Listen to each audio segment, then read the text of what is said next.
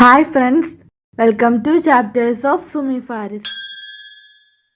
അമൃതം പൊടി കൊണ്ട് ഉണ്ടാക്കാൻ പറ്റുന്ന വളരെ ടേസ്റ്റി ആയിട്ടുള്ള ഒരു കേക്കിന്റെ റെസിപ്പി ആയിട്ടാണ് ഞാൻ വന്നിട്ടുള്ളത്.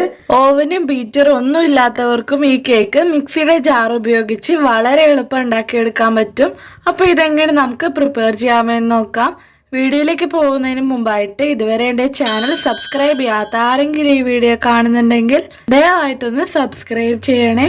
ഞാൻ ആദ്യം ഒരു മിക്സിയുടെ ജാറിലേക്ക് 1/4 കപ്പ് പഞ്ചസാരയാണ് ചേർത്ത് കൊടുക്കുന്നത്. ഇനി ഇതിലേക്ക് നമുക്കൊരു 3 ഏലക്ക കൂടി ചേർത്ത് കൊടുക്കാം. ഇതിലേക്ക് ഞാനൊരു 1/4 ടീസ്പൂൺ ഉപ്പ് കൂടി ചേർത്ത് കൊടുക്കുന്നുണ്ട്. ഇനി ഇത് നമുക്ക് നല്ലതുപോലെ ഒന്ന് അടിച്ചെടുക്കാം. ഇതിലേക്ക് ഞാൻ 2 മുട്ട ഒന്ന് പൊട്ടിച്ച് ഒഴിച്ചു കൊടുത്തിട്ടുണ്ട്. റൂം ടെമ്പറേച്ചറിലുള്ള മുട്ട വേണം നമ്മൾ ഇതിലേക്ക് യൂസ് ചെയ്യാനായിട്ട്. ഇനി നമുക്കിതിലേക്ക് 1 ടീസ്പൂൺ വാനില എസൻസ് കൂടി ചേർത്ത് കൊടുക്കാം. നിങ്ങളുടെ കയ്യിൽ വാനില എസൻസ് ഇല്ലെങ്കിലും കുഴപ്പമൊന്നുമില്ല, നമ്മളിതിലേക്ക് ഏലക്കായൊക്കെ ചേർത്ത് കൊടുക്കുന്നുണ്ട്. ഇനി ഞാൻ ഒന്നും കൂടി ഇത് നല്ലതുപോലെ ഒന്ന് അടിച്ചെടുത്തിട്ടുണ്ട്. ഇനി നമുക്കിതിലേക്ക് ഒരു 1/4 കപ്പ് എണ്ണ കൂടി ചേർത്ത് കൊടുക്കാം. ഇനി ഇതിലേക്ക് ഒരു 1/4 കപ്പ് പാല് കൂടി ഞാൻ ചേർത്ത് കൊടുക്കുന്നുണ്ട്. റൂം ടെമ്പറേച്ചറിലുള്ള പാൽ വേണം നമ്മളിതിലേക്ക് ചേർത്ത് കൊടുക്കാനായിട്ട്. ഇനി നമുക്കിതും കൂടി നന്നായിട്ടൊന്ന് അടിച്ചെടുക്കാം.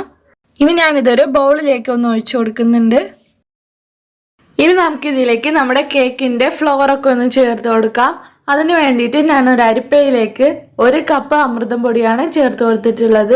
ഇതിലേക്ക് ഇനി നമുക്ക് 1 ടീസ്പൂൺ ബേക്കിംഗ് സോഡ കൂടി ചേർത്ത് കൊടുക്കാം. ഇനി ഇത് നമുക്ക് നല്ലതുപോലെ ഒന്ന് അരിച്ചെടുക്കാം.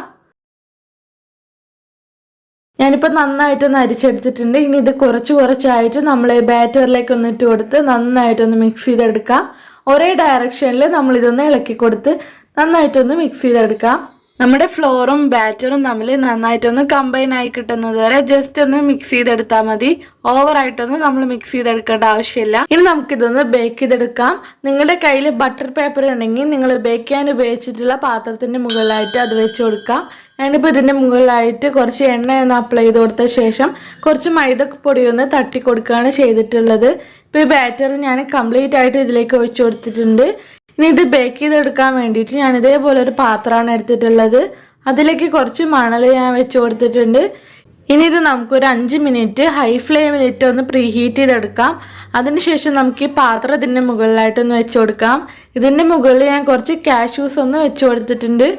ഇനി ഇത് നമുക്കൊന്ന് അടച്ചു വെച്ച് ഒരു 30 മിനിറ്റ് ഒന്ന് ലോ ഫ്ലെയിമിലൊന്ന് കുക്ക് ചെയ്തെടുക്കാം. ഇപ്പോൾ ഏകദേശം 30 മിനിറ്റ് കഴിഞ്ഞിട്ടുണ്ട്. കേക്കൊക്കെ നല്ലതുപോലെ കുക്കായി കിട്ടിയിട്ടുണ്ട്.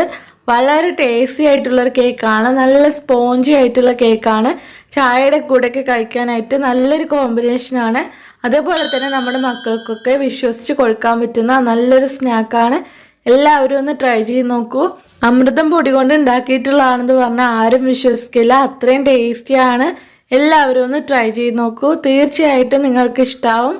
ഈ വീഡിയോ നിങ്ങൾക്ക് ഇഷ്ടമായിട്ടുണ്ടെങ്കിൽ ദയവായിട്ട് ലൈക്ക് ചെയ്യാനും നിങ്ങളുടെ അഭിപ്രായങ്ങളും നിർദ്ദേശങ്ങളൊക്കെ താഴെ കമൻറ്റ് ചെയ്യാനും മറക്കരുത്. ഇതുവരെ എൻ്റെ ചാനൽ സബ്സ്ക്രൈബ് ചെയ്യാത്ത ആരെങ്കിലും ഈ വീഡിയോ കാണുന്നുണ്ടെങ്കിൽ ദയവായിട്ടൊന്ന് സബ്സ്ക്രൈബ് ചെയ്യണേ. നിങ്ങളുടെ വിലയേറിയ അഭിപ്രായങ്ങളും നിർദ്ദേശങ്ങളൊക്കെ താഴെ കമൻറ്റ് ചെയ്യാൻ മറക്കരുത്. അപ്പോൾ ഇനി അടുത്തൊരു നല്ല റെസിപ്പി ആയിട്ട് വരുന്നത് വരേക്കും ബൈ. Thank you.